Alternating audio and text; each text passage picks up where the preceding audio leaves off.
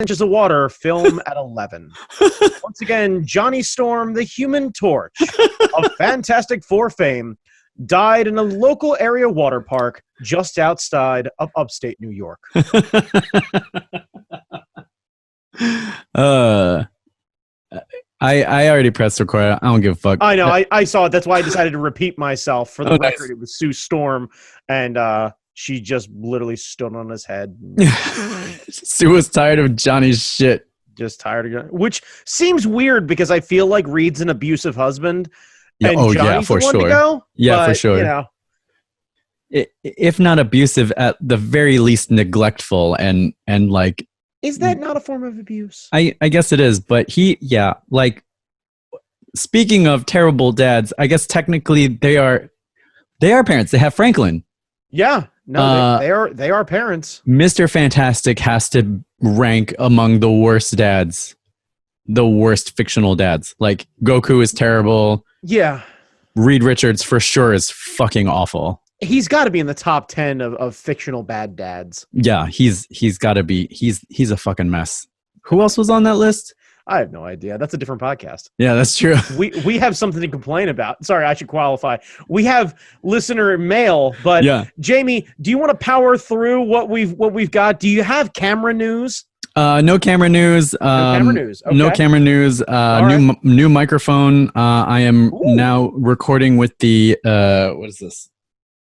The Zoom Zoom ZDN1 on a arm thing, a fucking flex arm, boom arm. It's not a boom arm. It's a flex arm. Whatever the fuck they call it. I get it. You flexing. I understand. I see it. It's a flex arm. It is not the $400 microphone that I have been eyeing on. It is a $120 microphone. No, but this is the one you and I were talking about off mic. Yes. Ironically enough, about picking up. So we'll have to test it over the next few weeks and see how it is. Yeah. The boy might be upgrading his equipment. Oh shit. Yeah. So the only thing about this microphone is that it requires an audio interface of some sort, which you do not have. Right. We discussed all of this, but I think it was one of those, I might upgrade at some point because ultimately the audio is far more important than the video. If I think so. Hear me okay? Yeah. Then, if my video isn't up to snuff, you'd be like, I really wish you get a better camera. And I'd be like, I really wish you guys would start paying for the podcast, but here we are. So yeah, that's it for like our geeky techie bullshit. Brandon Chalmers, hit me with the intro as you take a sip of your tasty beverage.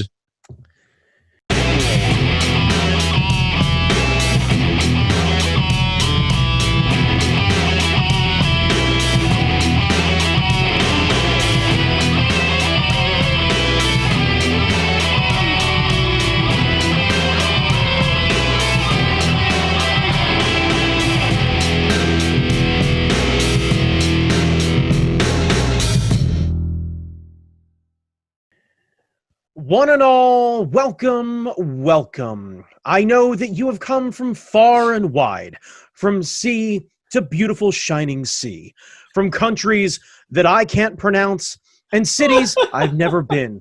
I welcome you with open arms and an open heart to the fucking Duocast, part of the Hard Knock Media Podcasting Network. Now, when I say Hard Knock Media, you and I know that, Jamie, if you've been listening to the podcast, if you've been watching us on your Facebooks, on your YouTubes, on your Twitters, wherever you end up watching us, you know what I'm talking about. For those of you who have found yourself adrift in the podcast ocean and washed ashore and found yourself looking around going, what is this?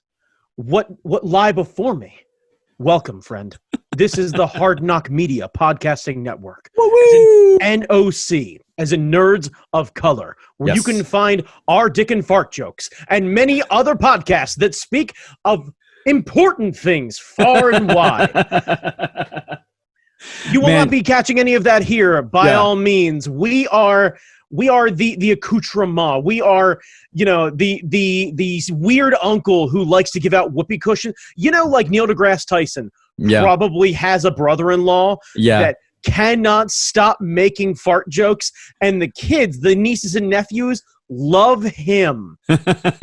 Yeah, we are the trash bear. We are the trash compactor of. Yeah. We are the bottom of the barrel. Like if you've gone through all the good stuff on the Hard Knock Media Podcasting Network, and Keith always complains when we talk about it like that because it makes it sound like stodgy and boring. But no, I mean, it's some good stuff on the podcast network. We're just the fuck up idiots who like, we never prepare. We always go off the dome. Well, like, this is the problem though, Jamie, is this week is a prime example of what happens when we prepare. Because I like to normally be off the cuff. I like to not know what I'm getting into. I like to have you kind of present me with things because I feel like I'm at my best when I'm firing on all cylinders and things come at me. I'm a very reactionary mind. For sure. But this week is different. Yeah. And it's even more different because you prepared. I couldn't get through the things that we were sent. Like I just, I could not handle it. I could not handle it. So you're going to have to walk through some of the shit for me. That is totally fine. Now, Jamie, normally for those of you who have not seen us before, we have a bit of a structure. So normally we would talk about camera news and we would go on and on for anywhere between 7 and 48 minutes where we would then end up hitting the bumper that you had already watched. Now, we find ourselves here and we ask each other every week as a bit of a catch up what we're geeking about. Jamie Noguchi, what are you geeking about? So this is the food episode. We are going to be talking about food, and just so happens Audrey and I came across a thing on Netflix, some kind of like barbecue competition. I heard about this. Yeah. Because I think it's hosted by one of my favorite car-related nerds, Rutledge Wood, who is also the host of the Floor is Lava. So if you have kids, Netflix, you have probably seen him in other things. He was also a host on the American version of Top Gear. Okay. So I didn't know who the fuck he was. The Floor is Lava is terrible. We tried to watch that. It was awful. But this food competition hits all the right spots. It's meat, slow and low, lots of meat, interesting characters. There's a guy called Shotgun who was like built like a tank, mohawk. He's a joy. He didn't make it past the first episode, but he's a joy to watch. It's a diverse set of. Me for one. Yeah, you got me for one episode. It's a diverse set of competitors. So I'm happy with that. Like I don't know, it makes me hungry though. So if you're gonna watch it, make sure you have like a plate of food next to you. Oh shit, plate of food next to you. So you can indulge as you're watching the show. Gotcha. But it's a lot of fun. We had to stop watching John Oliver because John Oliver's show is great. But you know, it'll wear you down after a while. Sometimes you need a break. Like I can totally understand it. It will wear you down after a while. Like it's a lot. It can be very heavy. It is exceptionally good. Oh yeah, but it can be very heavy. Yeah, like Frontline. Frontline is great for investigative journalism, but no. Sometimes you need a break. There a balance in everything, Jamie. You don't eat just meat. Occasionally you put sauce on it.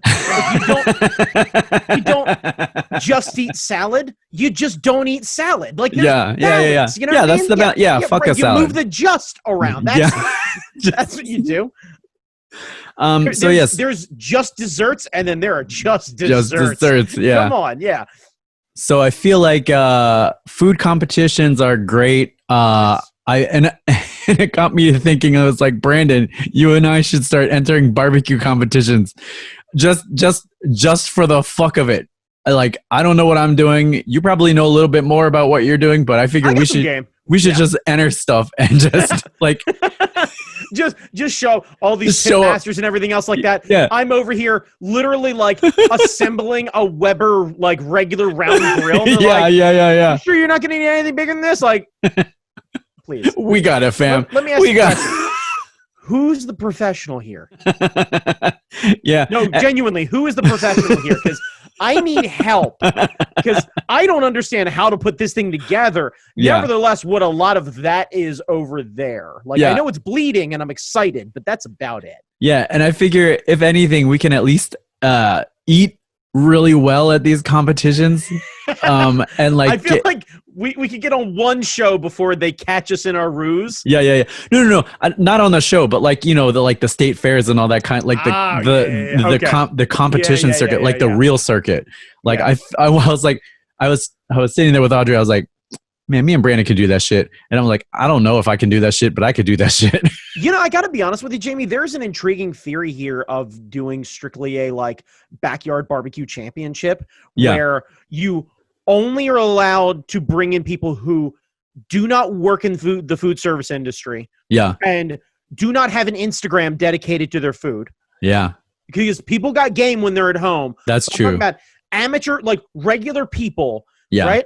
You assemble like 6 Weber grills in someone's backyard. You present them all with the same stuff. You give them a 6-hour time limit, and everyone has to manage the charcoal, manage everything, and you don't get all the fancy stuff, right? Yeah. 2 plates, a trash can, a TV tray, like 4 knives, 1 fork, and 1 napkin with a pair of tongs. And you got to work that out, right? Because right now I'm going to tell you, here's the real trick. You got to take that napkin, right? You got to roll that bad boy up around the end of the tongs, sacrifice the tongs, right? And you got to basically take a piece of twine that you're going to find on the ground. We're going to just randomly leave stuff around. Yeah. You got to tie that off. You know why? That's your barbecue brush. You don't know that that's your barbecue brush, but that's your barbecue brush. Right. Yes. So you got to, it's a little bit of MacGyver. It's a little bit of like, Great British Bake Off. Like, and all you're doing is just competing to see who can make the best yada yada. Like, it's a little bit of chopped or whatever it is, but like nobody gets any professional stuff. It's literally the equivalency of what you think you might need if you are a bachelor who just got a nice refund check. Oh, like, it's essentially like you don't have the right equipment. You have some equipment, but you definitely spent easily $50 on meat, and you are fucking ready. Yeah. And I feel like when this is over, I feel like you and I could set this up somehow. Like this up, like, in a parking lot somewhere, or just set it up. Yeah. I think that would be fun as shit. It'd be a hell of fun. Like, I really, like, if my birthday wasn't in March, I'd love to do this for my birthday, very similar to how you had done like the burger face. We went around to burger face. Yeah. We just literally bring in a bunch of people, and all of you come into my backyard, and you gotta out-grill me. Yeah. God, that would be a lot of fun. We should. Yeah, I want to think on this, but I think we can make this happen. We got to come up with some kind of prize. Yeah. Like, I don't know. Like, we'll take you out to Iron Age or whatever. The prize for meat is more meat. More meat. Yeah, I mean, that's how we roll. Yeah, but I like that. It's a cooking competition, but your prize is not having to cook. Yeah, your prize is not having to cook. By going to a place where you cook your own meat. Yeah. Because we don't know how to get prizes. We're terrible prizes. So I don't know. I mean, I figure like that'll happen in like 2021. Honestly, it's gonna happen in 2022. Let's be real. Yeah, it'll happen in 2022. We know this. So by then we'll have enough time to work out the logistics and stuff. Yeah, and we'll be into like easily 24 regular podcast fans. So that'll be great. Like, it'll be nice. Brandon Chalmers, what have you been geeking on? So, Jamie Noguchi, normally I would talk about how I've been geeking about things, but I was presented with a problem early last week. Oh, no.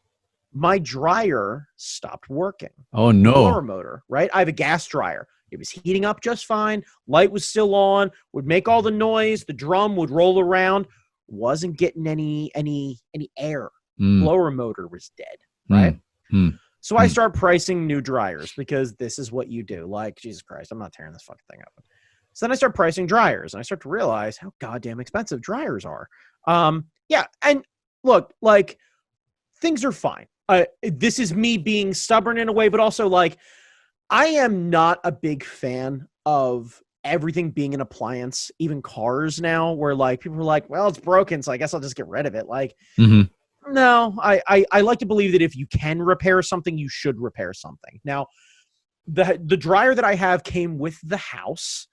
Near as I can tell, once I got it open, it's probably from the early 90s. So it owes me and the previous homeowner who had been here like 10 years, so he didn't buy it either. And then the people before that, like, it owes nobody anything.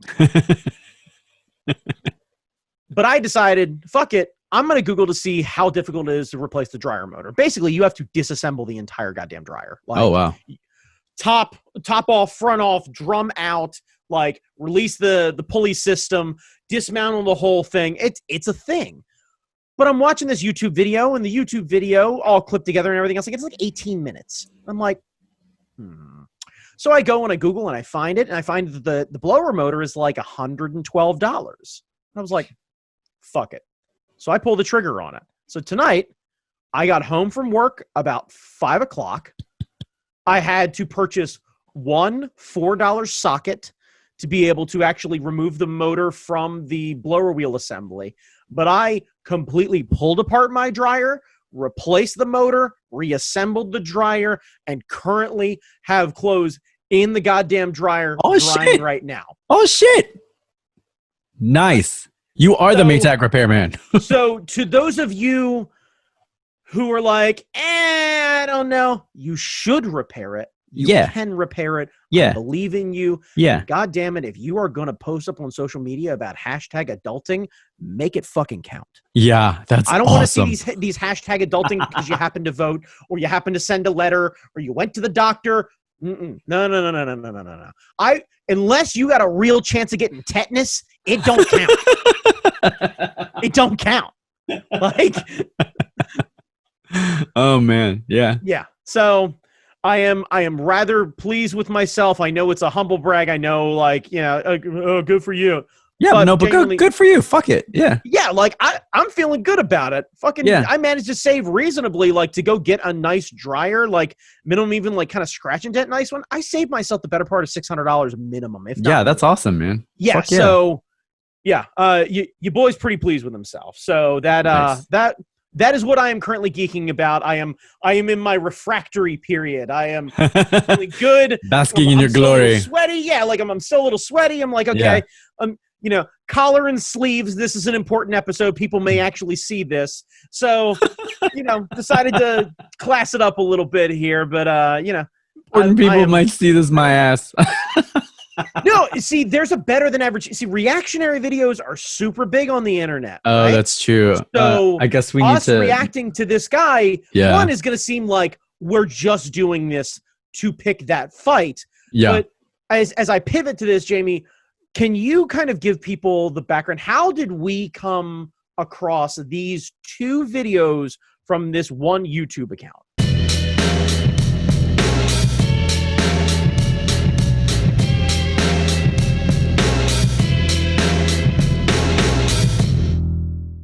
All right. So, as I mentioned, sometimes when I fucking remember, when we close out the show, we have a fucking do it cast email address, info@fuckingdoitcast.com.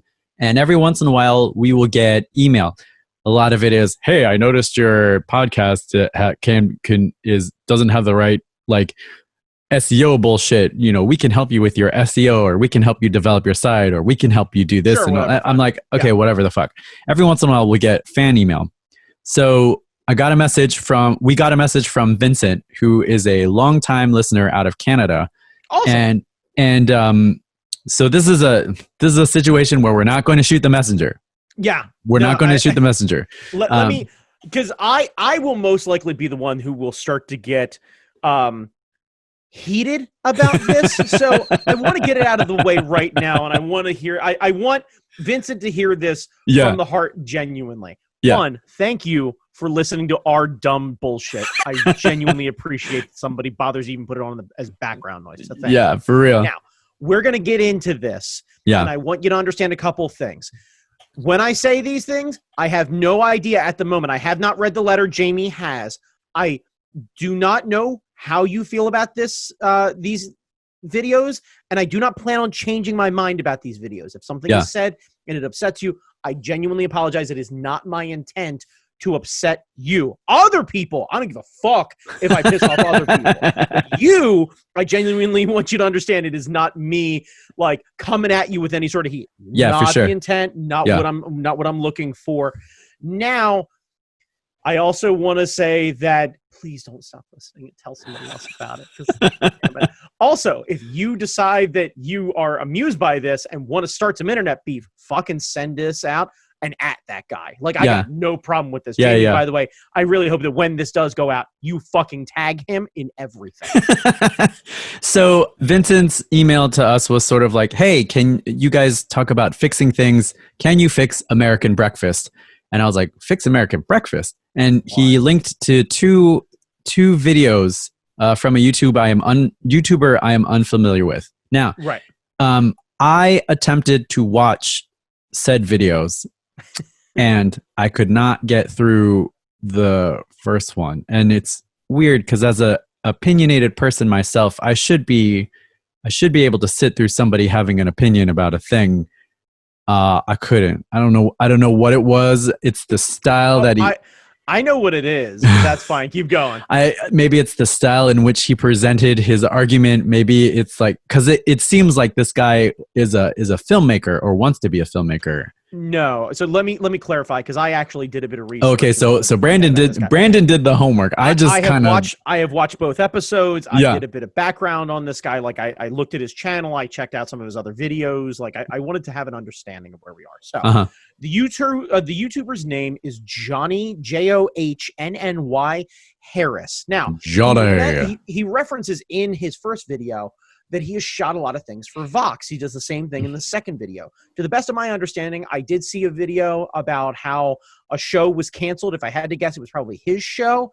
So I'm sorry that he ended up losing his gig. I did not watch that video. Again, I hold no ill will toward this person. I never want to see anyone lose their gig or anything else like that. This is strictly a reaction to what he has said. Now, the video that he posted up that we received two different videos. The first one is titled, Why Americans Eat Dessert for Breakfast. The second is How I Stopped Hating Breakfast. Now, the first one is a whole thing. Now, I should clarify that when I went to go look at his YouTube page, he posts videos with titles like How America Stole Hawaii, How America stole Texas, How America stole Alaska. He has a narrative. He is very anti-American in a lot of his videos, or at least that is the intent that I am gathering. Also, based on his tone from both videos, while he appears to live in America and he appears to be American, I did not get a chance to see actually where he lives in relation. I am aware from his second video that he does have children, so he does have a family of some sort. So also, I don't want to make it seem like I'm attacking him in that sense either. We will touch on that a little bit. But a lot of his videos tend to skew, at the very least in the title, if not other things, to be very critical of things that are popular among a certain sect in the internet. And that is totally fine. So I will do my best to not drag some other things in here, but I will preface by saying I find some of this slightly hypocritical, and I'll get to that when we start talking about the second video. So, but before we get into it, we here at the fucking Do It Cast live by a simple motto, and that is not to yuck someone else's yum. So the premise of these videos right off the bat, I knew was going to not sit well with me, and I knew for sure Brandon was going to be like, this motherfucker.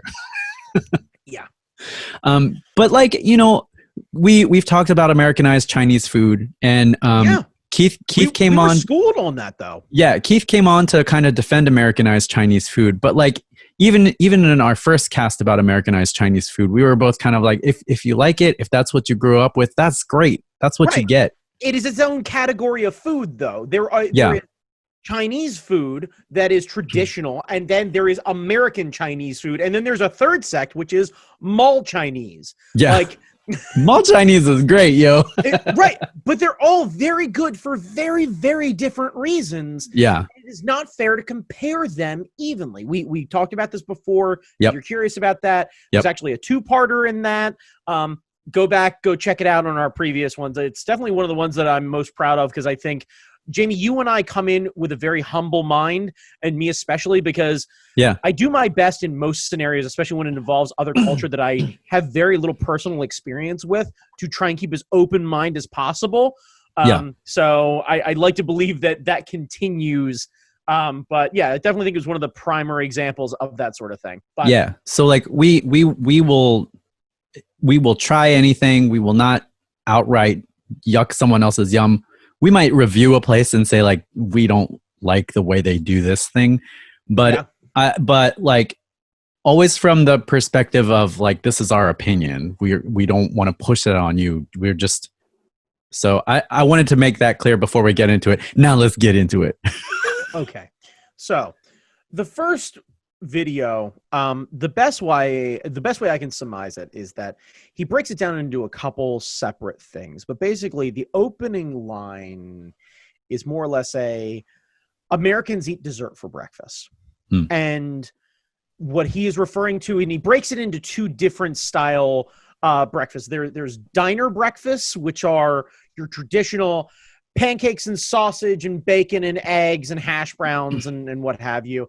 And then there's what he calls cereal, which is traditional actual like cereal like cornflakes and one he never actually mentions, like grape nuts like just plain shredded wheat.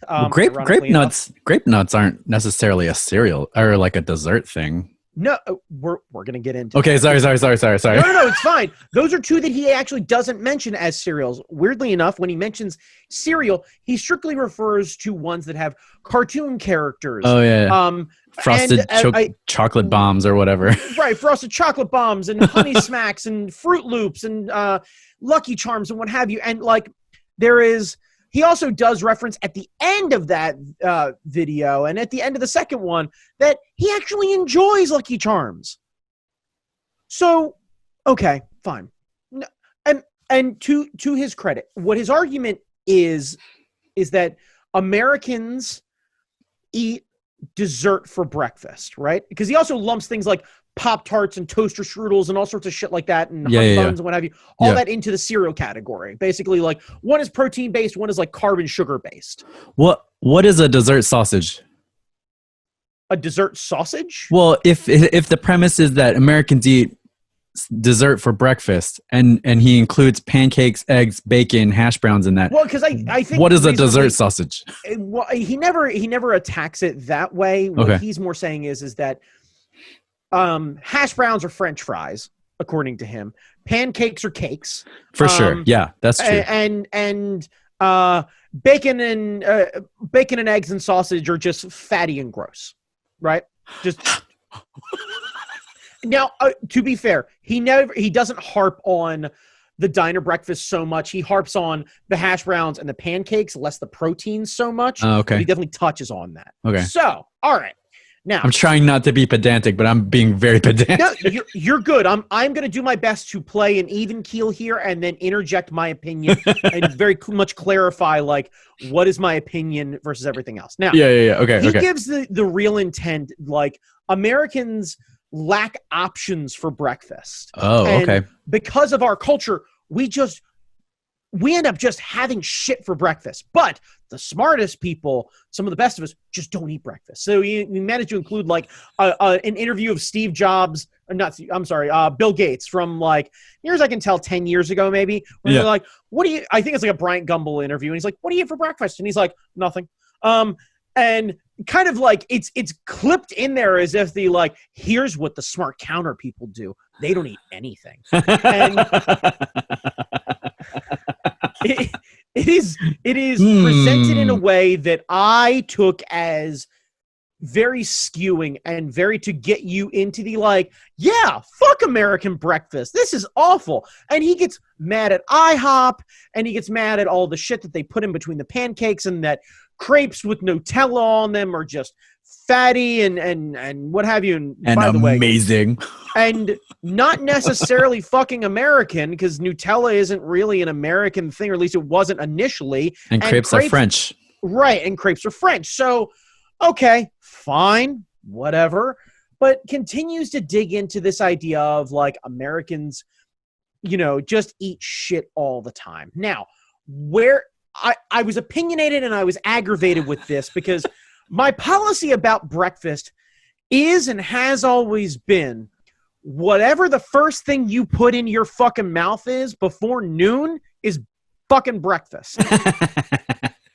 Right? Oh yeah. Like, oh yeah. Whatever it is.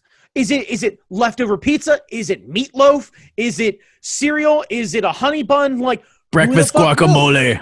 Breakfast guacamole. Right. Like, is it a burrito? Does that burrito have eggs in it? Who the fuck cares? Like, breakfast is what you decide it to be. Mm-hmm. Right? So airplane sushi breakfast. Airport sushi breakfast. Right. Yeah. Airport like, sushi breakfast. I'm good. I personally am good with that. And that has kind of been my policy. Now, yeah. I personally, as part of my diet, I tend to keep more low carb. So I tend to do sausage and eggs for breakfast. So good. Right. And so good. You know, make it quick, pack it up, take it with me to work, what have you. Like it's a tasty breakfast. It is fattier than it should be because I am having sausage, but also who the fuck cares? It's my diet. Sausage is so good. Sausage is very good. Sausage. I get it. No, vegetarians love sausage. They make veggie sausage. So everyone loves sausage. I am trying to be fair and balanced to the letter of this video and try and embrace the idea of like, what am I guilty of so that I cannot seem like I'm casting stones without any sort of poor behavior myself. Now, there's a couple things that I want to get into because he addresses this in the second video and we'll get into it. But during this first video, he never really addresses what he wants you to eat for breakfast. Instead, he just spends the better part of 13 minutes attacking U.S. breakfast and breaking everything down. Now, the thing that really sent me down a rabbit hole is he talks about cornflakes. And the way he explains it is that the Industrial Revolution and industrialization is what caused Americans to immediately start having to eat a quick breakfast on the go. As if I get somehow, well, hang on a second. As if somehow we didn't have shit to do in the morning previously. Yeah. yeah. Like, yeah. Like somehow we just didn't eat breakfast at all. Concept was foreign to it, what have you. Like, we just like bacon and eggs just wasn't available until the factory was here. Like, yeah, no one eats breakfast on the farm. Right. Yeah, like what? Right. Yeah, like old McDonald has never considered like, wait, so I can toast this bread? Yeah. And you're saying there's the butter, the butter that we churn that can go on the bread? Old McDonald doesn't know about optimizing his time so that he can get the most out of a harvest and like. Well, I mean, I get it, and honestly, he can only do it half of the year because of daylight savings. Right. This is what we're saving. We're saving his breakfast. Makes total sense. I get it. Sure. I got no fight here. That's fine. So now, a couple things that you should really understand. Cornflakes were invented by John Henry Kellogg. Okay. Now I have listened to quite a few podcasts about it. I've done a bit of research. Kellogg was a fucking maniac, and he owned and ran the Battle Creek Sanitarium and was a advocate for health and wellness. But his version of health and wellness meant that all you ate was what was called flaked corn, which had no sugars or anything else like that. So you were basically like they were processing cornmeal, putting it through an extruder, and then the process of the flaking thing coming through and cutting it a certain way, and then putting it into a toaster, and then essentially drying it out. And you get cornflakes, but without all the tasty stuff that makes cornflakes actually like halfway decent. Yeah. Otherwise, it just tastes like cardboard. Yeah. And the idea was that it was meant to pass directly through you. Now, a couple things about Kellogg so that you should completely understand. He was a huge proponent of cleaning out the back door by force, a daily process that he was a fan of. A daily process that he was proud of. He was also in possession of a chair that was known to shake one to the point where it would quote unquote activate the bowels, because he was convinced that having a properly, and I mean like Swiss watch running asshole, was the key to health, right? And because corn has very little real nutritional value in that sense, it passes right through you. Yeah, like, sure, for sure. Kids, if you want to do that science experiment at home, go ahead, make yourself corn on the cob, and then see what sticks around the next morning. Like, you rent corn, you don't eat corn. Exactly. Yeah. Right. So, of this, I'm more than aware. So, now, the way he proposed this is that somehow in the let's be fair, let's say 1700s when the Industrial Revolution started. Yeah. Somehow cornflakes, which weren't invented until 1894, were the go-to staple for all of these factory workers. From the future, I see. From the future. But look, I don't want to argue semantics in that sense, but let's be realistic. Kellogg, the crazy one, had no interest in marketing his cereal for everyone else. It was strictly a health food, right?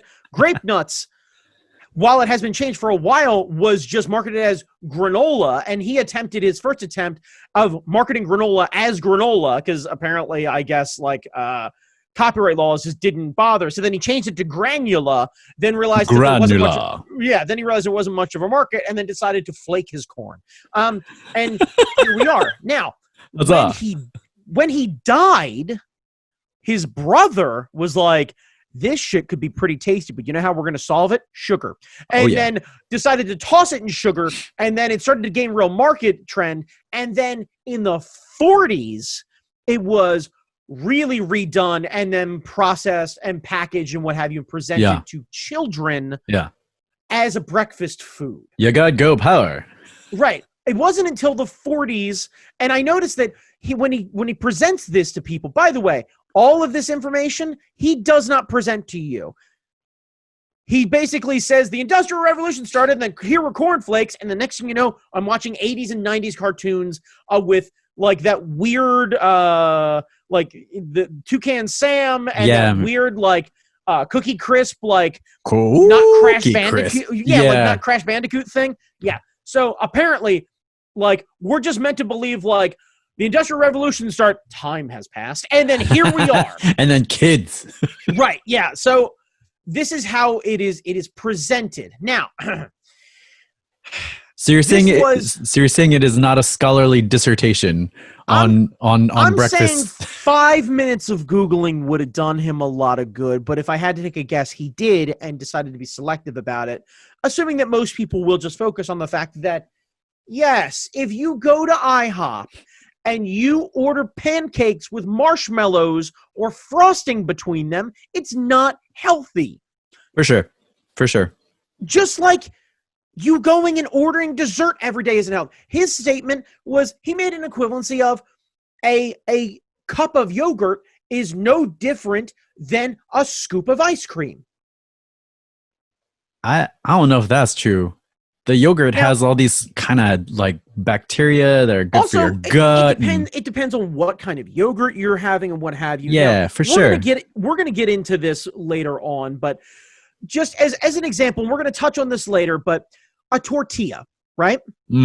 Like, let's say you decided to do breakfast tacos. It's a blank canvas. The possibilities are endless. However, let's not assume that the tortilla, and for argument's sake, we're going to say a flour tortilla, right? A less healthy version, right? Yeah. I will get into this. This is pertinent for later on. Okay. A flour tortilla. 40 calories. I'm looking at the Mission label for Mission tortillas. They are a very popular brand here in the East Coast. I assume nationally they're pretty popular. They're available at most grocery stores. It is a regular name brand, right? Okay. So 140 calories, 25 from fat. Let's see, sodium, 400 milligrams of sodium, so 70% of your daily intake, and 26 grams of carbs. Now, for comparison, I decided to look up the label and breakdown for a Pillsbury biscuit. Ooh. Right? A biscuit is a every time thing. Every part of the day. It is a more traditionally American breakfast bread. Yes. Right? So let's assume you want to make a breakfast taco, and let's assume you make a simple one, right? Sure. Eggs and cheese in a tortilla, right? Yep. Let's assume you make a simple breakfast sandwich, eggs and cheese on a biscuit. Yep. Now, the eggs and cheese calorically presented, the way they're cooked, exactly the same, right? So they are a net wash in between the two of them. Yep. A Pillsbury biscuit, calories 100, not 140, right? Total fat 3.9 grams. Total fat here 3 grams, right? Okay. Sodium 362 milligrams, so only 15% as opposed to 17%. Carbohydrates 14 grams as opposed to 26 grams. Protein 2.1 grams as opposed to 4 grams. So you get more protein from a tortilla, but it is calorically and sodium based better for you, right? So the argument that a Americanized thing is just wholesale worse isn't true. I believe it is a case-by-case basis. Yeah. Because we're not comparing I'm not comparing a churro and a Pop-Tart. Right. Right? Like, yeah. So, and the reason I get into this side of it, right, is as we get into video 2, now he gets done video 1 and he's like, if enough of you people like this and enough of you comment, I'll show you some of the other breakfasts that I've been eating from around the world. Around the world. Right. Cue Daft Punk's Around the World as we load in the second video where he proceeds to go through and talk about how he stopped hating breakfast, right? Now, this is when he reinforces that he has traveled the world working for Vox, right? Oh, cool. And, right. Now, he talks about 3 different places that he has gone to, okay? He's gone to Japan, he's gone to Israel, and he has lived, supposedly, in Mexico for 2 years. Okay. So, now, when he gets into the Japanese one, first thing, he talks about how he landed in Japan. When he got off the plane, it was first thing in the morning. He had a handler. He walked up. Handler greeted him. Handler asked, "Are you hungry? Do you want to go get breakfast?" He was like, "Yeah, I would absolutely love that." Takes him to a small little restaurant. He sits down. He doesn't know what to order. Can't speak Japanese. Can't read Japanese. Cool. Fine. The handler's like, "I got you. Don't worry about it." Sits him down. He receives a bowl of rice, piece of salted fish, and a raw egg. Right. Now, the way he presents this raw egg is a raw egg. And I was like, isn't this dangerous? What about salmonella? As if he's never fucking watched Rocky Balboa or never eaten a fucking carbonara before. Yeah, like, shit, man. It's an egg. It's not going to kill you. It's an egg. Yeah. Right.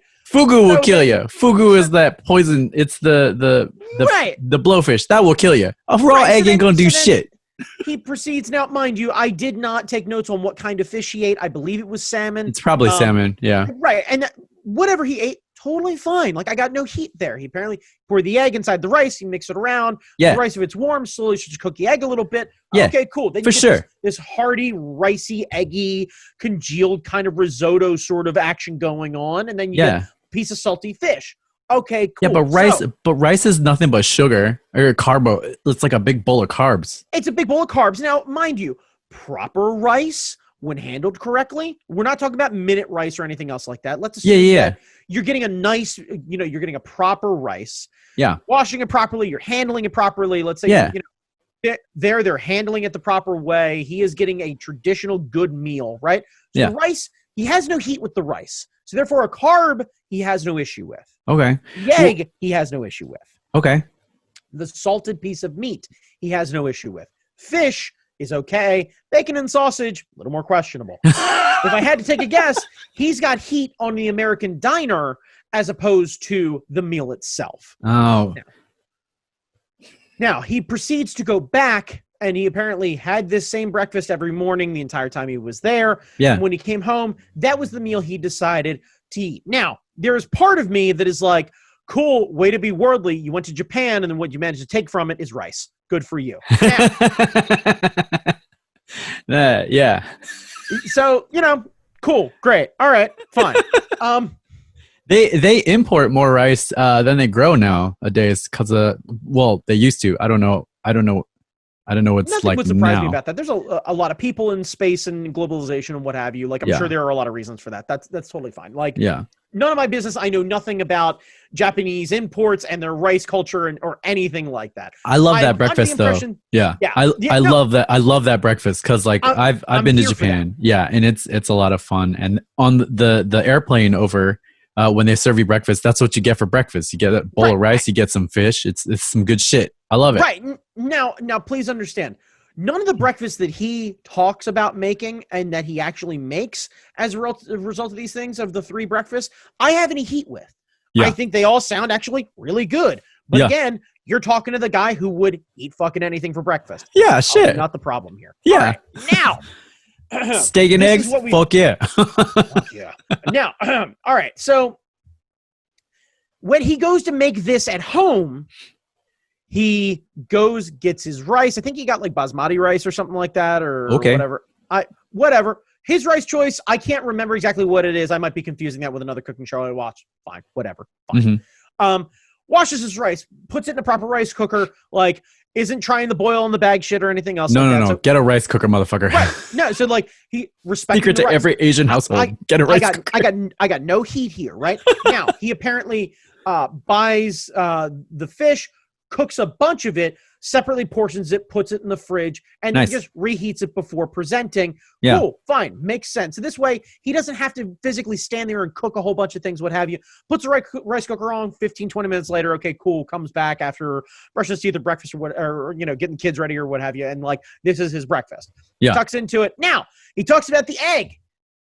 Somehow, he buys an egg from a market, and it's totally fine. And he never brings up the fear of the eggs from the United States. Ooh, because who the fuck cares? No one cares. Now, the thing I found interesting is, near as I could tell, he separated the yolk and just used the yolk. So he purposely took the fattier part of the egg and mixed it in. Right. So health, if we're concerned about health, by the way, salting and cooking your own fish and then using the fattiest part of it. So you were eating a salty meat, a salted fish, and a yolk. A big piece of fat. In a carb. Yeah. You are not really all that concerned with health. Now, I will argue that is probably more healthy than bacon in a pan. But ultimately, I mean, I don't think the grease intake is all that You put the bacon on a rice, it's the same shit.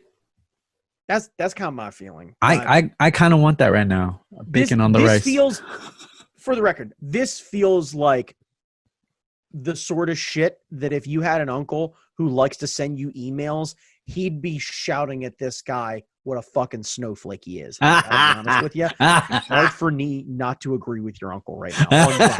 Like,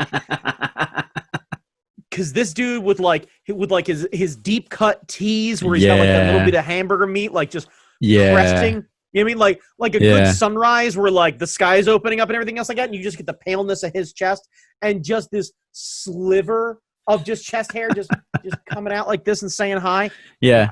I think I would have less of a problem with it if it came from the perspective of, hey, I had this cool shit over here.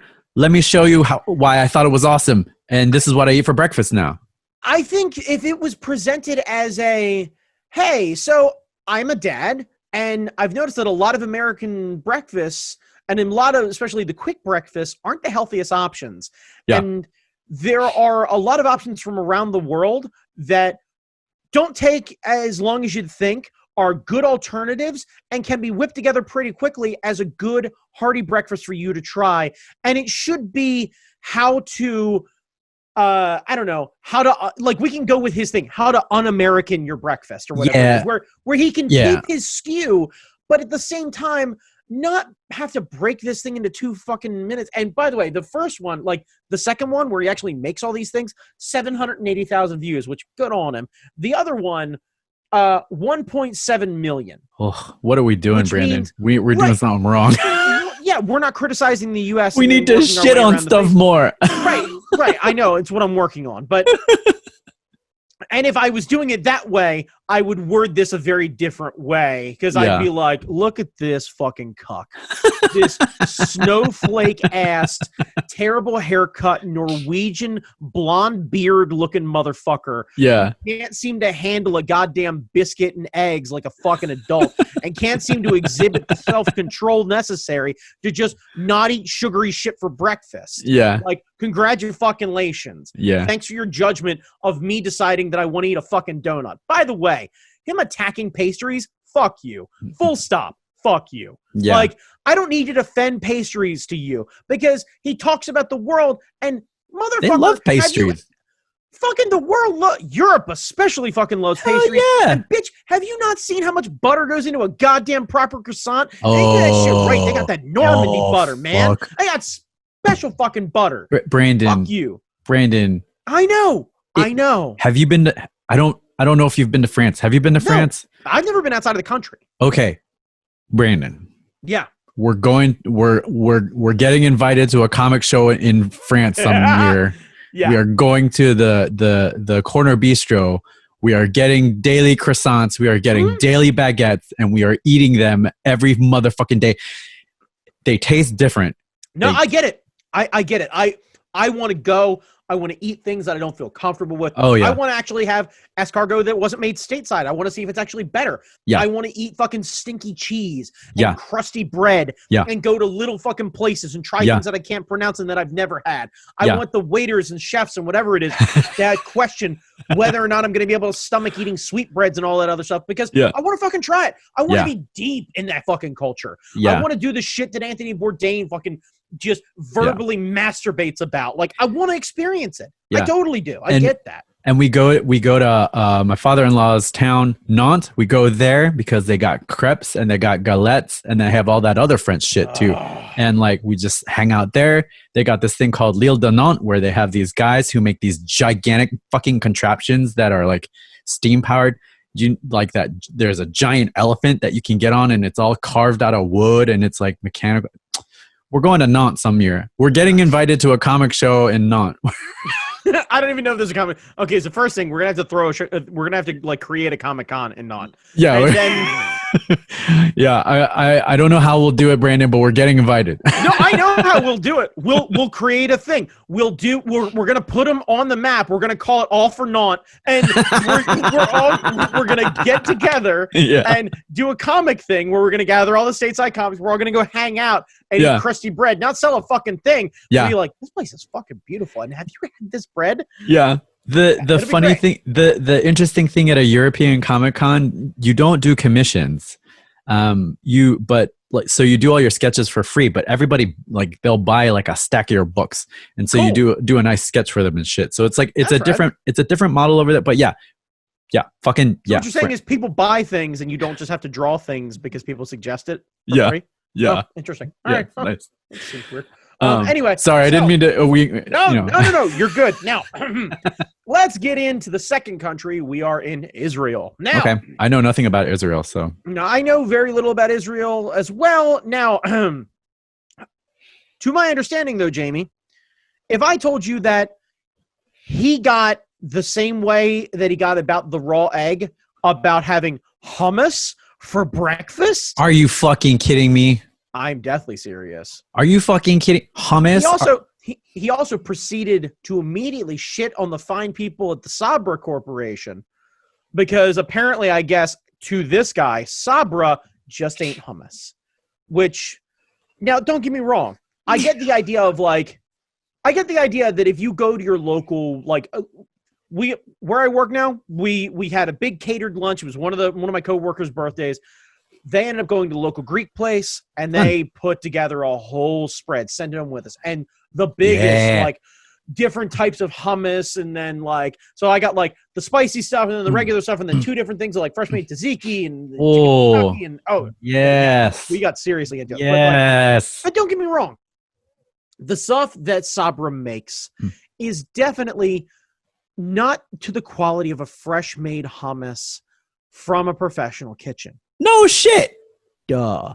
No fucking shit. Just like the fine people at Chips Ahoy don't make a cookie as good as a goddamn baker. No kidding. Yeah. Like, I'm not confused about it. Yeah. But If that's what you got, that's what you got. Now, I compared his recipe of hummus to the fine people at Sabra and the container that I have in my fridge upstairs. The only difference that Sabra adds is guar gum. That's it. Because they want to be able to create a product that can sit on a grocery store shelf for a more extended period of time. Yeah. Everything else is exactly the same. Lebanese Taverna makes a really good ass hummus, man. Shit. Motherfucker Leb Tav. No argument. Yeah. Anyway, so how can you be afraid of fucking hummus in the morning? Right. And again, I go back to the this is the world traveler who's going to school all the U.S. people about how we stole things and how wrong we are about everything. Yeah. I applaud you for making it that far, because if I got to that point, I would have chucked this laptop right out the fucking window. Look, man, I'm making notes at this. Please understand, I'm watching this, right? Now, I've moved this to my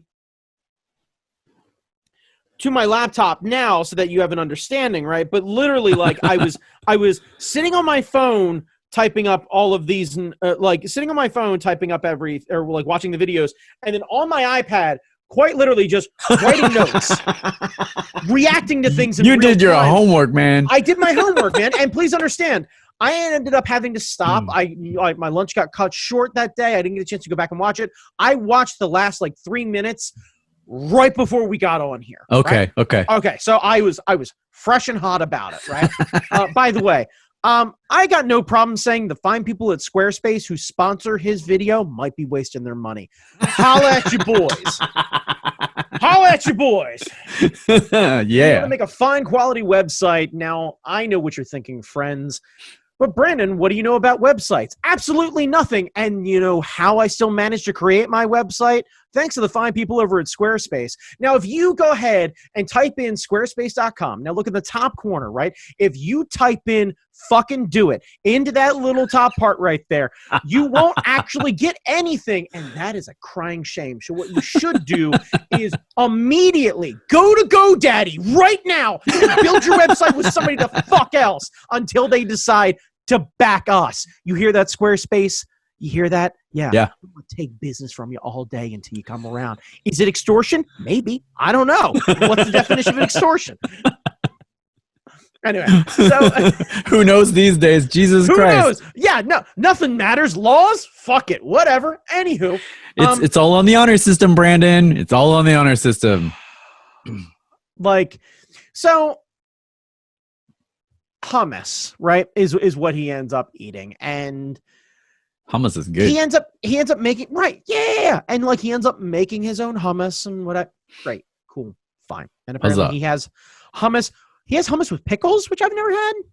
Sounds good. Sure. Yeah. I'm here for it. I have no heat here. I'll eat hummus with fucking anything. I'll try it, whatever it is. Might not be my jam. Might be my jam. No I like idea. me a pickle. I like me some hummus. I like me a pickle too. Right. I'm not sure. Now, you know, Brandon Chalmers, back in the founding days of a one live art competition event, Messrs. Myself and one Nick DeFabio came up with the perfect snack, perfect food item, perfect combination. Is it ribs? I feel like it's ribs. Besides that, what you do is you go and you get yourself some garlic hummus. Okay. From the Sabra Corporation, bitch. And a big ass bag of Doritos. Oh, yes. You take a Dorito, you scoop a doop, you grab some of that garlic, and you put it in your mouth, and you're having a good day. I can firmly adhere, by the way, that the nacho cheese Dorito and the roasted red pepper hummus also a very fine combination. Yes. Yeah. Yes. Yeah. That you're starting your day off right. You're starting your afternoon off right. You're starting your evening right. When you have that combination in your face, nothing can go wrong. You know what the plus side is? When you're eating hummus and Doritos for breakfast, this judgy fuck can't give you a hard time. You know why? Because you got hummus for breakfast. Yeah. And you know what else? It ain't easy being cheesy. And thanks to the fine people at the Doritos Corporation, you can start yourself off with some fucking nacho cheese. Now you're worldly. You're worldly. Because think about it. You're bringing in the fine shores of two countries, right? Mm-hmm. You're bringing in a quality corn chip, right? And you're bringing in delicious hummus. Yeah. Oh, it's so good. What's not to love? It's so good. Congratulations. It's so good. Welcome to the United Nations of your mouth, friend. Yeah. Welcome. Oh, and an extra trick. You crunch up the chips and you spread it all on the hummus, and then you take all the other things that you dip into the hummus and you dip it into that. Yeah, like more Doritos. Yeah. Yeah, it's like the Doritos Doritos tacos that they had. Yeah, the Doritos Locos Taco. Locos Taco, yeah. So, speaking of corn chips and tacos and what have you, now we find ourselves in the third country that he talks about. Mexico. Oh, now nice. I know what you're thinking. Guy lived in Mexico, right? Yeah. Okay, cool. So yeah, he's immersed in the culture. Yeah. Right. He probably has a more hearty breakfast to go to. Sure. He's probably got something, involving some sort of local cut of meat, something very simple, maybe a local pastry that he tends to go to, what have you. What he does is something that he said he saw down there, is that you take fried corn chips and you cook them in scrambled eggs, and then you put them on a flour tortilla. A flour tortilla? A flour tortilla. Not a corn tortilla, a flour tortilla. You sure it was Jamie, a flour? You've already got the corn chips in there. Let's not go fucking wild. All right? Like, genuinely here. Now, you might be going, fuck, didn't we just talk about flour tortillas? Yes, we did. Yeah, we did. Yes, we did. Yeah, we did. Now, imagine my surprise when he was like, now you can throw maybe a little bit of cheese on there. Or not shredded or whatever it is, some sort of like weird looking kind of cheese or whatever it is. Or like Oaxaca cheese or like queso fresco or something like that. It definitely wasn't queso fresco. Like okay. it looked like it was carved off of something. If I had to guess, it looked really weirdly like buffalo mozzarella, but it might be Oaxaca cheese. That shit is good. It might be Oaxaca. And no argument if that's the case. And to no fucking surprise, this guy wants an avocado on there. Fucking imagine my Avocados are good though. I got no heat on avocado. Like just the like, look, man, like I'm not saying that you're living your own stereotype, but you might be living your own stereotype. You gotta lean into it, man. You just gotta own it. Jamie, just to recap where we've been, right? We took this world tour. Yep. We went around on this Street Fighter battle. We hopped on. Right. We went to Japan. We brought that rice back. Fight. Really stretching those fucking muscles a little bit, right? We got that right. We went to Israel and we were like, you know what? Let me get that hummus. Yeah, go make my way around this Wegmans. That's what I'm gonna do. I'm gonna swing my ass down to Mexico. He went to Wegmans. He didn't go to all those places. He went to Wegmans. My ass around in Mexico, and I know what you're thinking, sir. What are you gonna eat? Tacos. What are you gonna eat them on? Flour tortilla. And what are you going to put inside of those? Like queso fresco? You're going to end up putting like little barbacoa? You're going to end up doing some beef tongue? You're going to end up hitting up a local butcher? Like, nah, son. Eggs and corn chips. What kind of corn chips did he get? Like the fucking strips. Like, you know what it really looked like? Frito? He put a fucking Frito? No, not a Frito. You know what it looked like? Those fucking chips that you get when you want to put like crispy tortillas inside of a salad. Like the sort of thing that comes from a bag. It looked like they're all like pre-stripped or whatever it is. He didn't get them wonton chips? He could have gone international, gone to the Chinese grocer, get the wonton chips and put that shit in there. At that point, why not hit a fucking Frito-Lay? Because who the fuck cares? Like, I would put a Frito in that shit. I would put a Frito in that shit. Right, I put all the Frito. I crunch up that bag and put the shit in the Frito bag, and then put the bag on the tortilla and just. But don't you fucking dare lecture me about my fucking intake when you're putting corn chips inside of eggs with fucking barely anything on it and then eating that shit on a goddamn flour tortilla. Fucking you can start at, you can literally lick my balls and start at the back of my asshole. Like, fuck you, sir. No, like, no genuinely. jalapenos, no heat on that shit. No habanero, no nothing. You think his mayonnaise ass is putting fucking jalapenos on anything? He's not fucking worked up and clutching his pearls at some fucking hummus. Hummus for breakfast? How do you do that? I don't understand. Okay, so here's what I did, right? I spent 2 years, right? And one of the things that blew my mind is they put corn chips, and I know, right? Corn chips. Eggs. And when you cook it and you get that little bit of crispiness, Oh, man. all I could think is, motherfucker, seriously? That's some colonizer bullshit right there. Seriously. You managed to go to Mexico and discover tacos. You managed to go to Mexico and discover tacos, and not even fucking proper tacos. Yeah. And also, you know, who spends the time to make tacos and makes one? He only made one? He made one. He made one. Got a family. What are the rest of the people gonna eat? Fucking kids are eating Fruit Loops, and you know it because you know his fucking ass ain't. Do you genuinely think he's eating this breakfast with those kids? Or do you think he's sending those kids off to school and then he's coming back and he's making his salted fish and his rice and his egg? Yeah, yeah. Because you know fucking Judgmental Junior and Little Miss Judgmental aren't fucking eating that shit. You kidding me?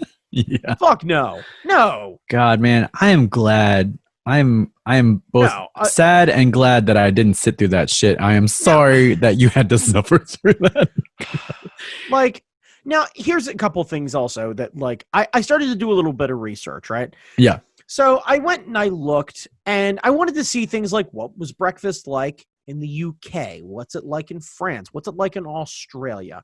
Yeah. Now, the reason I picked those is because the UK especially and Australia are probably the most modern equivalencies as far as culture to US culture that are currently there, right? Yeah. Now, the French, from what I could be able to tell, they either skipped it. It's pretty simple, yeah. Yeah, they either skipped it and did something like coffee and day-old pastries. Like, nobody really has a bakery or a little cafe or whatever it is at their corner that they can just walk down to. So no, but they're doing lunch, the same stuff. Lunch is the big meal in France. Lunch is the big thing, right? But like, so you take off work and you go home and you have a spread. Right. So like they properly eat lunch, right? And like so. But the understanding of like they kind of go light on breakfast. Okay, cool, fine, no problem. Yeah. Now, Australia tends to go one of two ways. They do either, weirdly enough, Americanized cereal with maybe like toast and coffee, or they go what's called hot and heavy, and they do bacon, eggs, sausage, and fried tomato. I want that. That sounds amazing. That sounds amazing to me too. Right. So the Aussies do not know how to fuck around. And if I had to guess, you probably have somebody look at you and go, "Little brekkie, huh?" And you're like, "Fucking take some brekkie." Yeah, right now. Now, the leading contender that is the comparable and combative one to the U.S. version of this is the UK. Because a British breakfast, the traditional British breakfast, the greasy spoon, if you will. Is it fish and chips? Oh my God. No. Breakfast would be amazing. It is bacon that is not our version of bacon. It's a little more like thicker. Ham. It's also a little thicker, right? So it is bacon, sausage, eggs, black pudding. That's blood. Yes. That's a bunch of blood. Baked beans. Yep. British baked beans, not the Americanized sugary ones. So a different experience. Yeah. Tomatoes, mushrooms, and toast. Wow, dog. That's a lot. All that's a Hobbit of the breakfast. brown foods. That is all of the brown foods. Right. Like when a tomato is the brightest thing on your plate. Yeah. Yeah. That's saying something. That'll work out your heart, man. That'll work out your heart. Right. Yeah. Like they manage. Now somehow there's no shots fired there. I guess Vox didn't send him to fucking London. That sounds amazing though. Like all of the meats. I love a platter full of meat. I love a good baked bean and the idea of like I've seen this from a lot of other British people. They do beans and toast. Beans and toast. Yeah. Right. So like, now I understand I'm comparing a non-traditional British breakfast with an American breakfast, but at the same time, we don't all tuck into fucking like pancakes and hash browns and eggs and sausage and bacon every fucking morning either. No, that's like a Sunday thing, maybe. Right. That is a brunch thing. That is a special treat sort of thing. That is you got the day off and you guys are going to go to breakfast and then go take a nap afterward kind of meal. So yeah. Oh. So the U.S. has them beat in carbs, but I would argue that like a good thing of baked beans probably is comparable to, at the very least, the hash browns. We got them where it counts, which is the pancakes with the syrup and the whole nine. But again, I go back to something that I remember seeing Gordon Ramsay talk about, which is Americans know how to make breakfast. We suck at a lot of other stuff, but even Gordon Ramsay himself, judgmental motherfucker. I was about to say. Guy who has literally held bread up to two sides of a woman's head and said, "What are you?" And she said, "An idiot sandwich." This guy states that the greatest breakfast on the planet is an American breakfast. We know what the fuck we're doing. At the time, he was making French toast. He loves it. Yeah. And he insists you have to do the bacon and the sausage and the eggs, and you created this big American breakfast. Right, because he fucking loves it, because we do fucking breakfast right. And what he said is you can go to any diner across America and order a traditional American breakfast, and it's always going to be pretty damn good. It's going to hit the spot. It's going to hit the spot. Yeah. Nobody expects a great meal at Denny's, but we all know that Grand Slam is going to be exactly what it is. Yeah. We know exactly what we're getting into. Yeah. There's no question. Yeah. If you're on a road trip and you need a pick-me-up, if you need a familiar food in your face, if you don't have a lot of time, any diner that's near you is a great place to start your day. It's a great place to end your day if you've had a long convention, if you've gone for like a run, if you're out with your track team, or if you're gone climbing, you go to a diner, they'll treat you well. You're not feeling good, right? Yeah, like they'll treat you well. Stick with the breakfast staples. Yeah. Also, like, this guy was fucking mad at us about Belgian waffles because we don't put the big crystallized sugar all over it. Great, fine. Yeah, thank you. Like, Jesus Christ.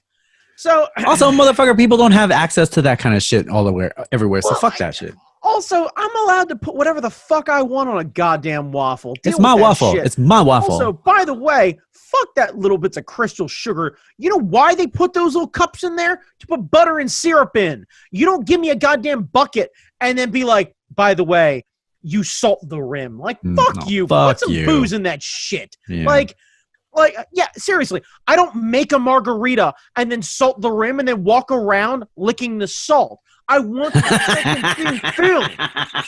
You don't build tiny little delicious pastry cups inside of this thing to just let little bits of sugar just sit in there. No, fuck that. You're there.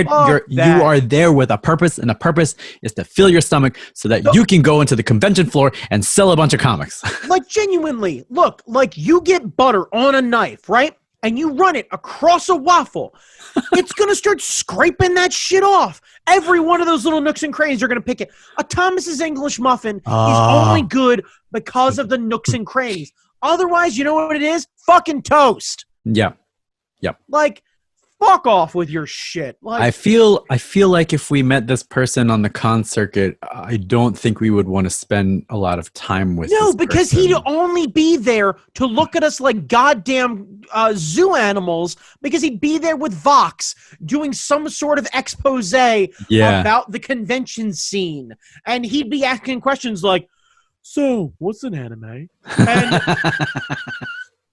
although he'd have to fucking explain, like, there would be some dude in a silk shirt with like Goku on the front, and like who hasn't shaved in days with a fedora, and he'd be talking about like the impact of the culture and yada yada, and like really going blowhard. And although be like, do you think it's detrimental to American culture to idolize something that is so unrealistic and sexualized when it comes to women? And the answer should be no. But this fucking guy is like, well, let's be clear. The story for Kill la Kill is much more than just sexualized, okay? I feel, however, that a certain truffle oil enthusiast might get a lot. No. Look, I have, and I will use him by name. I have thrown Baron von Saxeville, Michael Bracco, under the table, under the bus, across the goddamn highway, ironically, across the Jersey Turnpike that he holds so dear. Oh, God, that pizza. So fucking Jesus Christ. times about shit like, about the pizza and about things like that. But ultimately, that guy loves food. Yeah. And he is more than comfortable with the idea of tucking into a really good breakfast. Yeah. And he has no problem with this. But he also understands that there's a difference. But genuinely, and I say this with feeling, a guy who puts lox and bacon on the same bagel ain't gonna judge you about eating a fucking Pop-Tart. All right? Like, I know we rag on him about the truffle oil thing and everything else like that, but do regularly just cream cheese, lox, bacon. Nice. That's so good. And then proceeds to fight with you about how the everything bagel isn't the top bagel, which I will die on that hill. It's weird. I will die on that hill. Like, he gets real specific about very specific things, and then like everything else he doesn't give a shit about. But it's like the one, two. Yep. Yeah. Tag his ass too. But like, God damn it. See, like, so it's not across the board, and no, I don't think he would want to put up with any of this shit either. Yeah, because there's an important factor of when you have kids, because I assume a lot of this is all stemmed from him having children. Yeah, and him being like, all of this stuff is just designed to make children fat. Yeah. Then don't feed him that. Look, thank you. Like, marketing is only marketing if it works. And you are a fucking adult and you have the ability to exhibit a bit of self-control. And it is your choice. You are not being bamboozled into this. Yeah. Because children don't operate in by themselves. They don't have the ability to see the fucking Sugar Smacks bear and be like, you know what? I do need to get me some of that Golden Crisp. Yeah. And then be able to go out to the store with their job, because, by the way, labor laws exist and children can't just go out and fucking work. So they don't have to hit the factory floor. So they don't get a choice in what they eat for breakfast. They will eat in front of them. But now, also, they're not watching Saturday morning cartoons. Everything they're watching is streaming. So they're not getting the cereal commercials. They're not getting like the sugar bombs, and they're not getting like Lucky Charms in their face. Let's assume they are. Who cares? Well, that's true. You can still make the decision because you're the fucking adult. You can still make it. Thank you. Yes, like I know this is going to seem like a foreign concept, but you are responsible for your children and what happens to them, just like you're responsible for your own behavior and your own actions. It's not a difficult concept to wrap your head around. I know it seems like it is for some people, but it's really fucking not. Here I go again, agreeing with your uncle. But like... Yeah, if you don't want your kids to eat chocolate frosted sugar bombs, don't feed them chocolate frosted sugar bombs. And the reality is that same uncle is going to make that statement halfway through a colossal donut, and he'll look at you, and you'll be like, he'll look at you and be like, what? And you'll be like, you're eating a donut. And he'll be like, fuck yeah, I am, because this is America. I do whatever the fuck I want. and he doesn't have kids no more, and they grow. And all his kids... He has either abandoned or don't talk to him anymore. So what's the difference? Like, he ain't a parent. Don't trust that guy. He walks around on vacations all the time. Right? Yeah. Like, don't trust that guy. It's not a difficult concept, but like, it is your choice what you eat for breakfast. Oh, for sure. It absolutely is. You don't need to put a pigeonhole. Just like when you end up having, breakfast for dinner. And you're like, fuck yeah, I'm eating me some of that Brenner. Hell yeah. Yeah. I'm here for all of that. That is a weekly staple in my house. We get serious about it. And I make bacon, and your boys knows his way around an egg. And I can make fucking eggs. Yeah. And we tuck into some breakfast, and it is tasty and delightful, and it warms everything. But like, we don't have to do French toast every week. I don't fire up pancakes all the time. Yeah. We don't have to even do toast. You're an adult. Decide what you want to fucking eat. Yeah. If you want to start looking around the world for other options, great. But reasonably, the thing that is relatively healthy for you to eat at lunch is the same thing that is relatively healthy for you to eat at breakfast. And if you want to eat that thing for breakfast, eat that thing for breakfast. The breakfast police will not come around. Like, you go decide to crack open that fucking like chicken Caesar wrap, and all of a sudden there won't be a guy riding a big fucking like riding a motorcycle with a donut sidecar where you hear just like whoop whoop, and you're like, fuck, is that the sound of the police? Yeah. And then like he gets off and then just writes you like a jelly filled ticket or something like that. Like you can eat what you want. Nobody cares. I'm kind of confused that like now that since I haven't watched either of the videos, I'm kind of confused as to what the thesis of it is. That like different countries do breakfast differently, or different countries or these breakfasts are more healthy, or like if it's not even presented as more healthy. It is alluded at being more healthy, but genuinely the consensus is that the rest of the world is better. Oh, okay. Well, I disagree. It fills the narrative.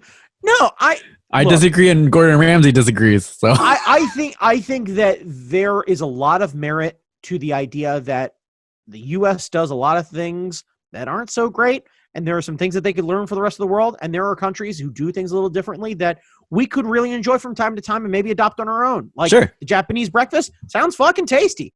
Oh yeah, I've got zero fight on it. Like I totally don't, and I would probably enjoy having it. I think it would be a tasty option. I've got no problem with it. But also, it's exhausting though to make all that stuff. Right. And I'm not going to suddenly stop fucking eating, bacon and eggs. Yeah. Like, is it because I'm like, I'm one part Ron Swanson? Yeah, probably. But the other part of it is I like that. It's good. And there's nothing wrong with it. And there's nothing wrong with like, and I get it. Muffin's a fucking cupcake without the frosting. Thank you. Great. I get it. Cake is cake. Congratulations. Like, I understand it. There are bakeries fucking everywhere. Yeah. The country doesn't make the difference.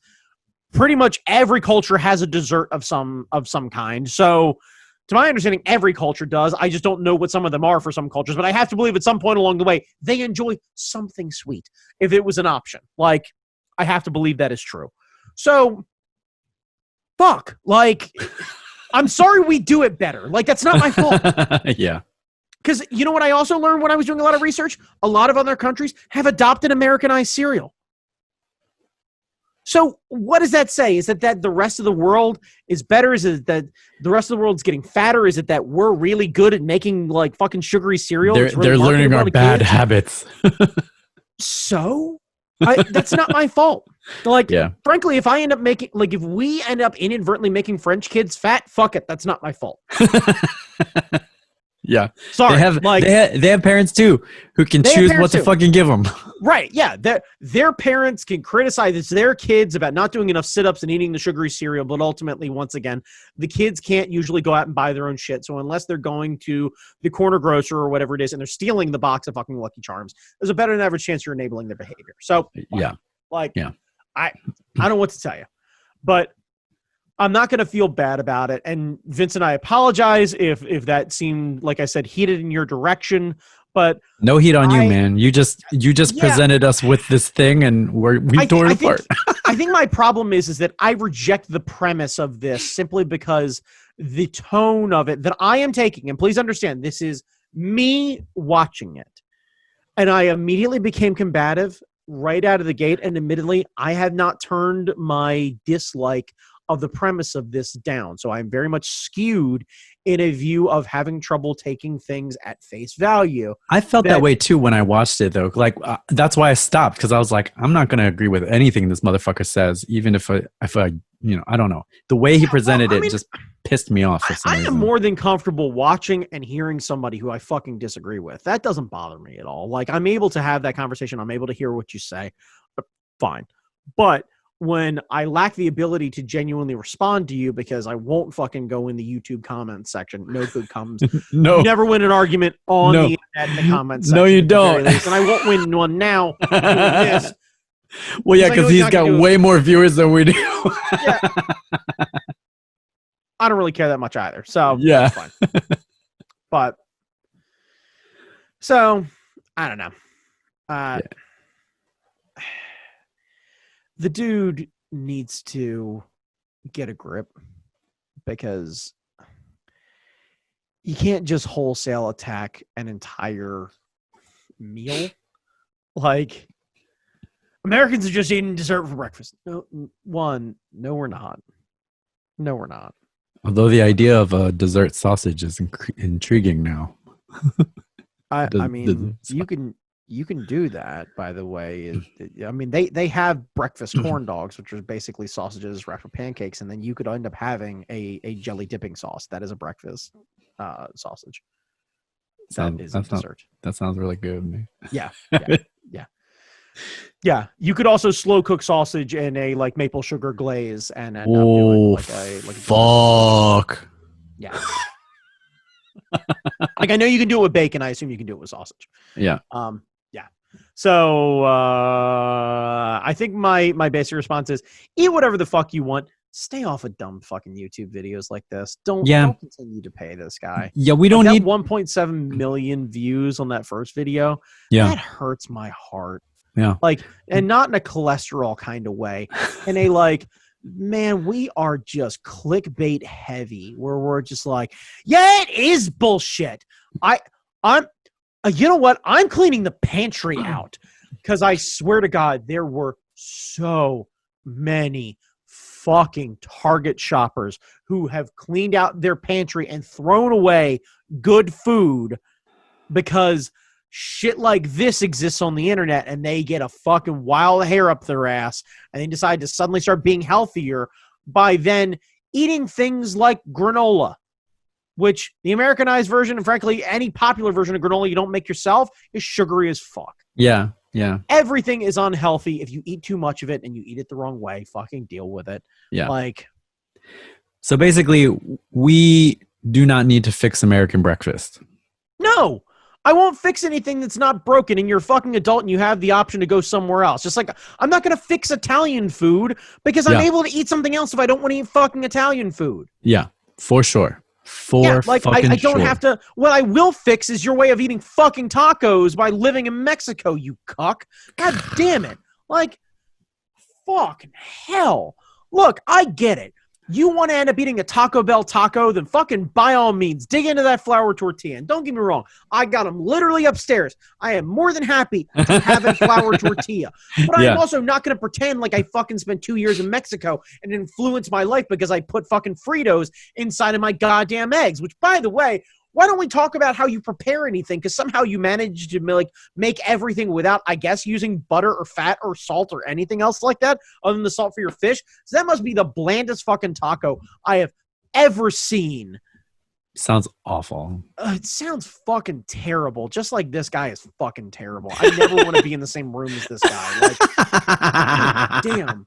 Like, these are the kind of guys that give bearded white guys on the internet the fucking reputation that we deserve. Genuinely. Because there's too many of these fucking deep V t-shirt looking motherfuckers who are just judgy as fuck. Oh, God. Also, nice. I'm going to fucking pick this shit apart. Who the fuck paints a goddamn room like dark gray? Like... Fuck! Color, motherfucker. It's like, edgy. It's edgy. You have any right? Yeah, like no. But what I'm saying is his children either hate the home they live in or look like they belong in a German car ad. Like just no color, just loveless, lifeless orbs of like bland gray Greetings, clothing. Father. Yeah, you know what? If this is the culture dystopian future that we're looking for, where everyone is gender neutral and dressed in gray, and this fucking guy wins, fuck that. Like, we need color. We need color and experience and culture from fucking every direction. So this way, fucks like this don't get popular on the internet. Be weird, wear bright colors, be fucking loud, be combative with everybody, and fucking stop acting like rice from Japan, and hummus from Israel, and tacos from fucking Mexico make you a cultured, worldly motherfucker. Jesus Christ. Like, God damn. Like, seriously. You are fucking mayonnaising that shit in, even in a Wegmans standard. Wegmans has a lot more flavor than it sounds like this guy. Fucking goddamn right. Like, seriously, manage like he's gonna take a fucking victory lap for buying a rice cooker. Congratulations. Yeah. You now are as cultured as I am. Apparently, from your week you spent in Japan, you managed to learn don't do boil in a bag rice. Cool. Yeah. Get a fucking cooker. Fucking cooker. Every Asian home you walk into has a rice cooker. Every Asian one. You know what the only plus side to this was? Is I ended up, because of the algorithm of this, I ended up seeing a YouTube video from a guy named Uncle Roger, who is a Chinese guy who just judges other people. And judged this lady on the BBC of how she made her egg fried rice and flips out about the rice cooker and about her not washing the rice and everything. Just went fucking World War II was over. Use technology. Fucking love that shit. And then yelling about her using a colander to strain the rice and then goes and washes the rice. And it was like, what was the point of the colander if you were just going to run it through the water again? Why are you washing it? Throw that out. Fuck, that was good. Oh, man. You know what? For that, I will say, hey, Vincent, thank you. Because inadvertently, you ended up having me stumble down a rabbit hole headstrong into a genuinely enjoyable bit of video after that. I ended up spending about an hour watching Uncle Roger's videos where he's ripping apart guys like Jamie Oliver. And fuck, that made my heart happy again. So we'll link up Uncle Roger in the show notes. Fuck this other guy. He has too many views. Fuck that. We need Uncle Roger. We're gonna stand Uncle Roger. Yep. There. You know what? Fuck yeah. Yeah. Watch Uncle Roger. Learn how to make rice. Yeah.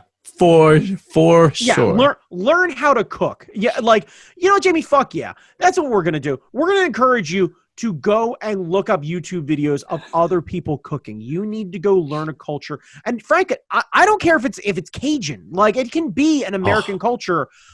Learn to cook something that you don't know how to cook. This might be a generational thing. PBS used to have a show called The Cajun Chef. Yes, I guarantee. Twice cooked Caillon. Yes, that fucking guy. Okay, so literally, I was talking about this like maybe a week and a half ago. I'm hanging out. It's like maybe Saturday or something like that. We're joking around, watching TV, and we ended up putting on as like a guilty pleasure thing of like, I was working on my computer, she was drawing something or whatever, so we were like kind of watching TV but kind of not watching TV, and we had Swamp People on, which is total guilty pleasure television. It's not good TV at all, but a lot of the people seem like very kind, salt of the earth kind of people. And then I talked about it and mentioned this guy, and she looked at me like I had a fucking arm growing out of my head. And I literally was like, pause, flip YouTube, and just literally like shouted into my remote control, just PBS Cajun guy. And then just like he popped up and tells this story about like going squirreling or something like that with somebody. And by the time we got done, she's chuckling. She's looking at me. She's like, what the fuck is this? And I was like, this right here, this is why I can cook. This guy. And she's like, how the fuck does that work? And it's like, Twice cooked Caillon. Right. Yeah, Caillon. Yeah, like, Caillon pepper. Because genuinely, that guy and Yan are the reason I even bothered to learn. Yeah. Oh, fucking Yan can cook, dude. Fuck yes. Him and Yan and Julia. Yes. Like, the idea of learning how to cook from people who I wouldn't normally interact with was intriguing to me, because they felt like people who I wouldn't normally in a day-to-day interact with, and they felt like they had a skill that I didn't possess, and they were genuinely entertaining, and I enjoyed being around them. And when I was watching it, I was like, fuck, this is really good. And then I ended up learning things like knife skills and understanding how to properly handle utensils and how flavors work together, and not to be afraid of things like butter or salt, or in Uncle Roger's case, MSG. Like, yes. Like, Fuck yeah. Those little nuggets are the things you pick up on. And then when you get older and you start to develop those skills, then you can go in and you can find the more popular people of today, and you can go watch Anthony Bourdain about how to properly cook an egg, which, by the way, should be required material for any guy who is single or wants to learn how to cook, the first thing he needs to do is know how to fucking cook an egg. Yeah. You need to know how to properly scramble an egg. 100%. Before I teach you anything else in this dojo, you will learn how to properly crack, whip, and scramble an egg without question. I don't want any other pretentious shit in or anything else like that. You keep all your other bullshit out of it. I want a delicious taste of butter and salt, and just let it just absolutely melt in my mouth. And I want you to understand when to pull it off the heat, that you understand that it'll continue to cook on the plate. You don't end up with this dry, rubbery hotel lobby continental breakfast powdered egg bullshit. You're better than that. Yeah. Well, Brandon. Yeah. I think we've stomped on this motherfucker enough. Uncle Roger is the shit. Yeah, you know what? That's what we're gonna do, Jamie. I refuse to encourage us to repost this fucking guy. So now we're hyping up Uncle Roger because that sounds amazing. Yeah, you know what? I was gonna say his name again, but fuck that guy. I'm closing the window right now. Fuck his 2 videos and his 1.7 million views. Yeah. Watch Uncle Roger go learn how to cook rice and eggs and all that other shit. Yeah. Broaden your worldview. Watch a bunch of other things and stop watching this clickbait shit. And fuck that. Yeah. So anyway, Vincent, if you want to send us another video and just have get into a complete fucking meltdown and a borderline aneurysm, I'm here for you, man. Thanks for continuing to listen. Yeah, for sure. Thanks for sending it in, Vincent. Brandon Chalmers, where can people find you? You can find me on Instagram at @thatguychalmers. Jamie Noguchi, where can they find you? You can find me on Instagram, Jamie Noguchi. You can find me on Spotify and iTunes Music, and I think I'm on fucking iHeartRadio now. Nice! But Jamie Noguchi in your favorite music service, the Frog song will show up. I'm working on another track. Hope to get it done early next month, but we'll see. Nice. And then Twitter, Angry Zen Master, but don't go to Twitter because it's just not good. Nope. But yeah. Oh, and wherever you find this, you can email us at info@fuckingdoitcast.com.